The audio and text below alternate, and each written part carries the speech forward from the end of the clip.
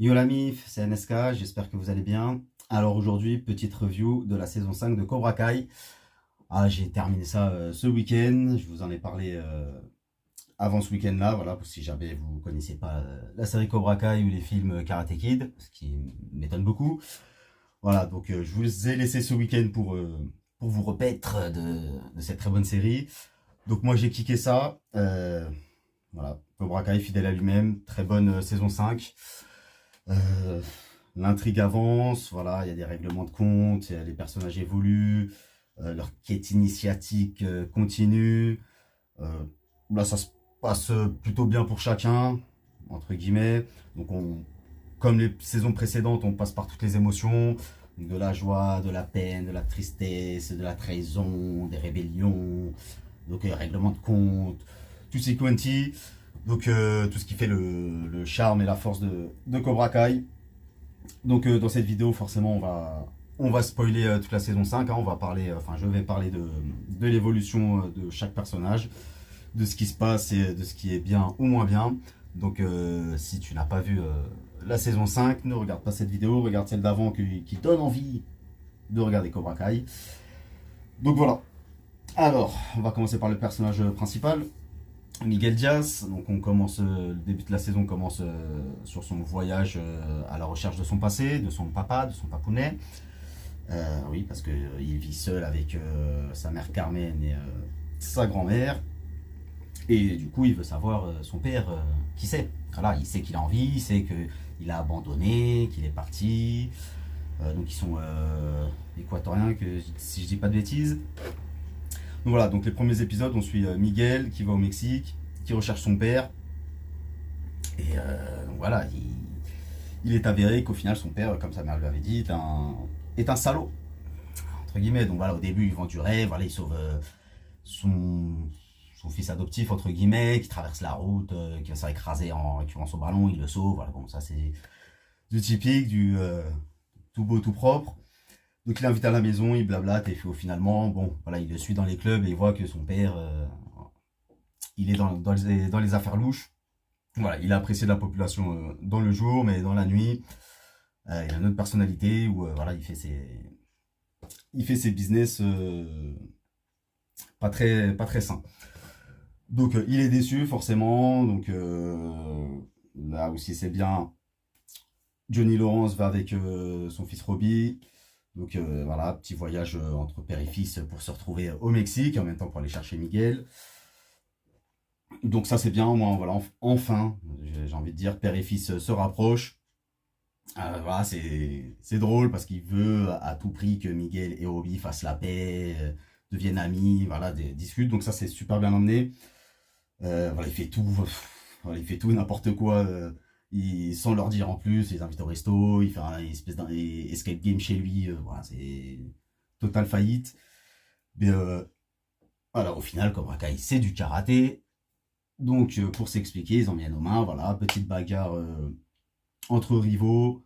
Voilà, ça se fight et ensuite il s'explique. Donc voilà, logiquement, Miguel Diaz, il avait encore en travers de la gorge cette fameuse bagarre générale au collège, à leur école, où il a failli perdre la vie, où il a failli rester paralysé. Donc voilà, forcément, il en avait gros sur la patate. Donc il voulait s'expliquer avec Robbie. Voilà, Robbie lui a dit aussi voilà, qu'il est désolé, qu'il voulait pas que ça en arrive à là. Mais voilà, le fait de l'énervement dans le feu de l'action, bon ben, voilà, on se contrôle plus. Donc voilà, ça c'est mignon. On va dire, il se pardonne, il passe à autre chose. Donc ça c'est plutôt sympa. Voilà, Robbie fidèle à lui-même après derrière, avec son grand sourire qui se permet même des petites blagues entre son père et donc Miguel. Ah ouais, comment ça, des petits conseils entre père et fils, c'est ça? Donc voilà, ça c'est plutôt bien emmené. Voilà, toujours le petit côté comique. Donc sur Johnny Lawrence, voilà, pour moi c'est quand même le personnage le plus travaillé de cette série. Là, on passe du mec rebelle qui arrive pas à accepter que voilà qu'il ait perdu cette fameuse finale du tournoi contre Daniel, et ce fameux coup de pied qu'il n'a pas pu éviter. Pour lui, ça voilà, ça a niqué toute sa vie. Et voilà, il est resté bloqué là-dessus, toujours le passé, le passé, le passé. Euh, voilà, j'aurais pu devenir footballeur professionnel, et voilà, bon, ben, je reste pas dessus. Voilà, je me suis blessé ils disent que le jambier, c'est la vie. Bref, blague à part. Donc voilà, le pauvre Johnny, il se fait une raison, voilà, et là il a une bonne évolution dans cette saison. Donc il se rapproche de son fils, il se rapproche de Miguel, avec Carmen, ben voilà, il officialise la chose. Donc voilà, Carmen en plus est enceinte pour clouer le spectacle. Donc voilà, ça fait toujours quelque chose de devenir parent. Donc voilà, bon, ben, ça aussi c'est mignon, c'est marrant, c'est bien amené.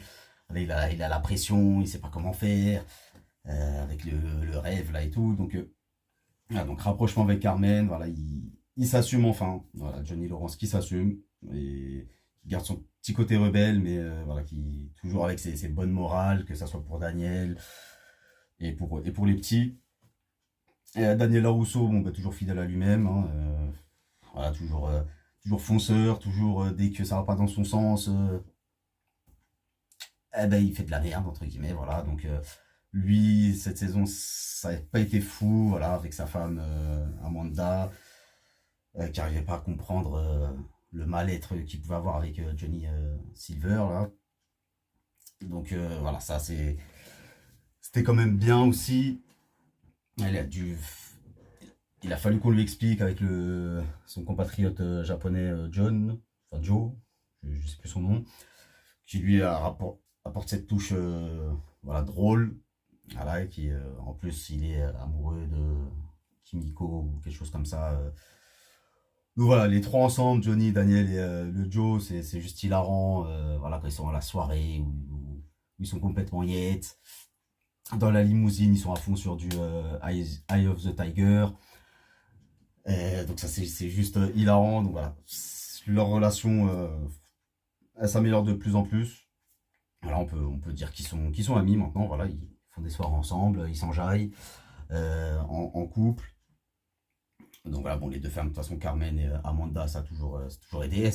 Ça a toujours été, elles supportaient juste leur mari, quoi, ou leur copain. Donc là, voilà, ça fait un bon groupe. Les adultes, voilà, ils ont réglé leurs problèmes. Donc ça, c'est bien. Bon, Eli Moscovitch et Dimitri, il n'y avait pas vraiment de problème. Donc toujours fidèles à eux-mêmes, le petit côté comique, les petits combats.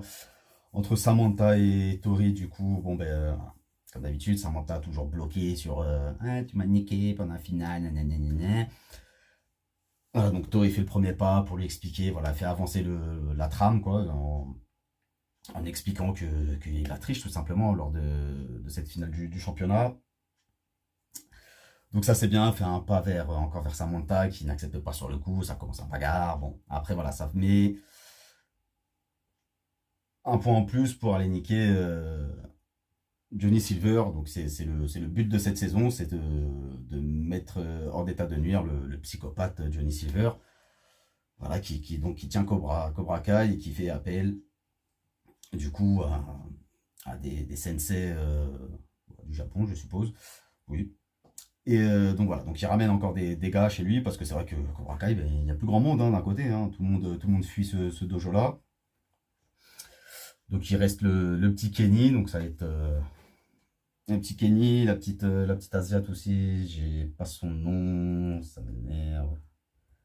Bon, la petite Asiate, la petite de Tori quand elle est à Cobra Kai, donc il y a Kenny, c'est le petit de Kyler Park, l'asiatique. Ouais, c'est vrai qu'à Cobra Kai, il reste plus grand chose, donc tant mieux qu'il ramène les différents sensei. Donc avec la chef qui est Kim Da-hoon. Voilà, donc le but c'est de représenter la région lors du tournoi national. Donc voilà, alors c'est l'aigle venimeux avec le Miyagi-Do, donc Johnny, Daniel et Joe qui se mettent ensemble pour reformer un dojo pour contrer donc Cobra Kai. Parce qu'il y a la direction générale qui dit quel dojo va représenter telle région. Donc ils sont là pour départager les deux dojos tout simplement. Donc même ça c'est sympa, voilà, chacun c'est différent. Bon, on va dire le Miyagi-Do c'est plus traditionnel, plus à l'arrache, plus voilà, à l'ancienne tout simplement. Et que Cobra Kai c'est futuriste, il y a les machines, on s'en fout des bases, on va tout de suite entre guillemets à l'essentiel. Voilà, deux styles bien différents, bien distincts. Donc après voilà, c'est les champions catégorie garçons et filles qui s'affrontent. Donc voilà, ça fait des jolis petits duels. C'est vrai que ce qui manque dans cette saison, c'est un tournoi. Mais après, des tournois, il ne peut pas en avoir toutes les saisons.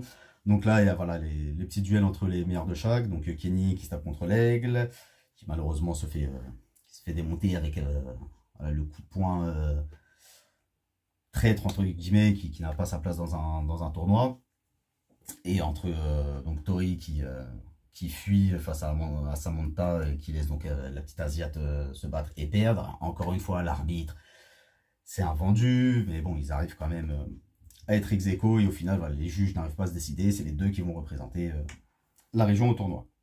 Donc voilà, le tournoi, ça sera pour la saison prochaine. On aura ce fameux tournoi. Donc il y a eu la bagarre générale, voilà, forcément, pour récolter les images qui mettent en déshonneur Johnny Silver pour enfin s'en débarrasser de lui. Donc on suit aussi John Kreese, voilà, Tori va le voir en prison, ainsi que Johnny et Daniel pour essayer de le faire chanter. J'ai bien aimé, à la fin il dit oui, je vais appeler mon avocat, t'inquiète, mais tu nous dis qu'est-ce qu'il prépare, c'est quoi le truc, et il lui laisse le mot à la fin, motherfucker, tu crois que j'allais te dire, allez, reste dans ta merde. Donc pour John Kreese, franchement, j'ai bien cru qu'il était mort. Voilà, quand au début, il essaie de faire ce virement d'honorable, tout va bien, mais ça passe pas avec la psy, il purge toujours sa peine. Donc après, il démonte tout le monde, ça devient le CNC de la prison.